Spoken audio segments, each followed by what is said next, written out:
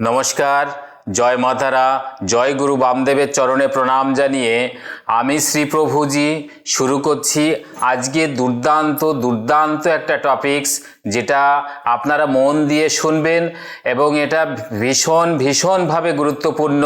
যেহেতু অনেকেই চেম্বারে এসে আমাকে এটা জিজ্ঞাসা করেন অথবা ফোনে আমাকে জিজ্ঞাসা করেন।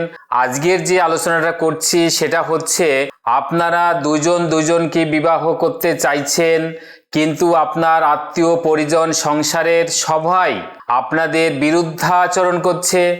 মানে কোনো পক্ষের কেউই সেটা মেনে নিতে পারছে না।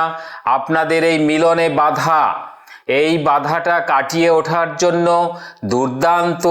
ভীষণই গুরুত্বপূর্ণ একটা টপিকস যেটা আলোচনা করব। আপনারা মন দিয়ে এটা শুনবেন এবং দুজনের মিলনের ক্ষেত্রে কোনো বাধাই কেউ সৃষ্টি করতে পারবে না, সেরকম একটা আলোচনা। মন দিয়ে এটা শুনবেন। তবে সেটা আলোচনা শুরুর আগে আপনারা আমার চ্যানেলটিকে লাইক, কমেন্টস এবং সাবস্ক্রাইব করে রাখুন, যাতে করে আমার ভিডিও আপলোড হওয়ার সঙ্গে সঙ্গে আপনার কাছে পৌঁছায়, এবং আপনার আত্মীয় পরিজন বন্ধু বান্ধবকে শেয়ার করুন, যাতে করে তারা এই ভিডিওটা দেখে উপকৃত হতে পারেন। তবে আসুন বন্ধুগণ, সেই ব্যাপারটা নিয়ে আলোচনা করছি।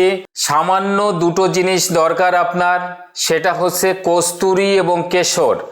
এই দুটো জিনিস আপনারা কাছাকাছি যে কোনো দশকর্মার দোকানেই পেয়ে যেতে পারেন। এই কাজটি ছেলে এবং মেয়ে উভয়ই করতে পারেন।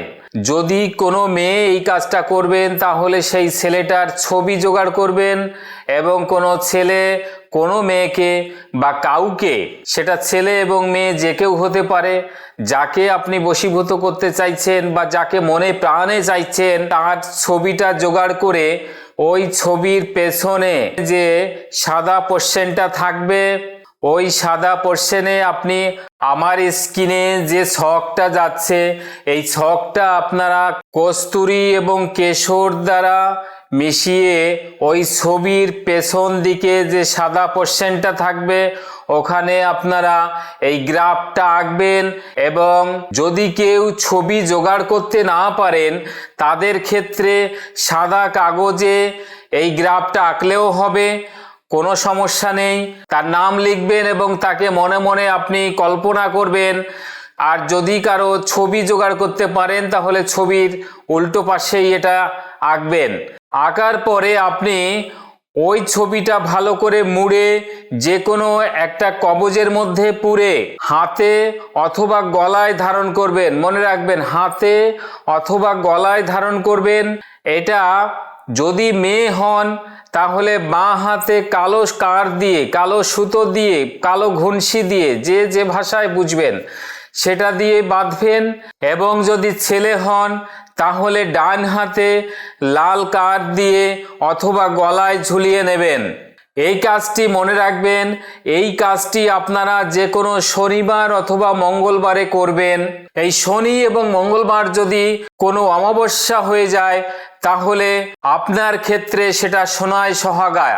মনে রাখবেন, এইটা ধারণ করার পরে 7 দিন টপকাবে না।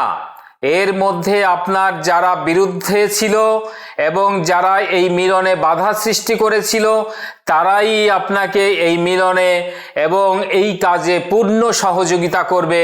এটা 100% চ্যালেঞ্জ সহকারে এই বশীকরণ ক্রিয়া। এটা আপনারা করুন, বাড়িতে বসে করবেন। এবং এক্ষেত্রে আপনাকে কোনো ঠাকুরবাড়ি, জ্যোতিষ, তান্ত্রিকের কাছে যেতে হবে না। এটা একটা চ্যালেঞ্জিং বশীকরণ টোটকা।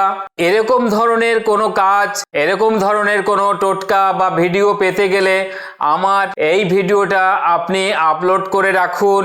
এছাড়াও আপনারা আমার ভিডিওতে বিভিন্ন প্রকারের, যেমন শত্রু দমন, সন্তানের পড়াশোনা, সন্তান লাভ এবং কোনো শত্রু দমন, তাকে বশীভূত করা, যে কোনো কাজের, আপনার ব্যবসায়িক উন্নতি, আপনার কর্মক্ষেত্রে পদোন্নতি, বিভিন্ন লেভেলে কাজ করতে গেলে আমার সঙ্গে সরাসরি যোগাযোগ করুন। স্ক্যাল বারে আমার নম্বর যাচ্ছে, এই নম্বরটায় আপনারা সরাসরি ফোন করুন এবং চেম্বার যাচ্ছে, যে চেম্বার যার বাড়ির কাছাকাছি হবে সেই চেম্বারে আপনারা সরাসরি আমার সঙ্গে যোগাযোগ করতে পারেন এবং চেম্বারে আসতে অসুবিধা হলে আমাকে অনলাইনেও কাজ করিয়ে নিতে পারেন। মনে রাখবেন, প্রতি অমাবস্যায় আমি তারাপীঠ মহাশ্মশানে মহাযজ্ঞ করি এবং যার যার পারিবারিক এই সুখ সমৃদ্ধির জন্য আপনারা যদি কোনো হোমযজ্ঞ করতে চান আমার সঙ্গে সরাসরি যোগাযোগ করে তারাপীঠ মহাশ্মশানে আসবেন। তো আমার সঙ্গে দেখা হচ্ছে আপনাদের পরবর্তী ভিডিওতে, হতে পারে সেটা জ্যোতিষভিত্তিক অথবা তন্ত্রভিত্তিক আলোচনা। ততক্ষণ পর্যন্ত সবাই আপনারা ভালো থাকুন, সুস্থ থাকুন। সবাইকে নমস্কার, ধন্যবাদ।